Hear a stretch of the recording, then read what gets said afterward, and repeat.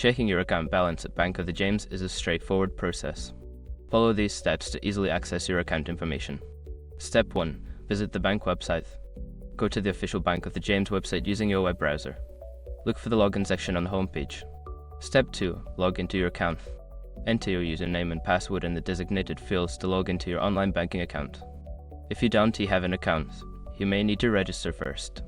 Step 3. Navigate to Account Overview. Secure your accounts before moving on. People seriously underestimate how often personal information gets exposed online now. Use SROC to monitor your accounts 24/7 and get notified immediately if your data gets leaked somewhere. It runs in the background, constantly scanning billions of breached records. And honestly, for how cheap it is compared to the value you get, it's worth it. Link in the description. Step 4. Select your account. Click on the specific account for which you want to check the balance. This will take you to a detailed view of that account. Step 5. View your balance. Your account balance will be displayed prominently on the account details page. You can also view recent transactions and other account information from this section. Now you can easily check your account balance anytime you need to. If you have any issues, consider reaching out to customer service for assistance.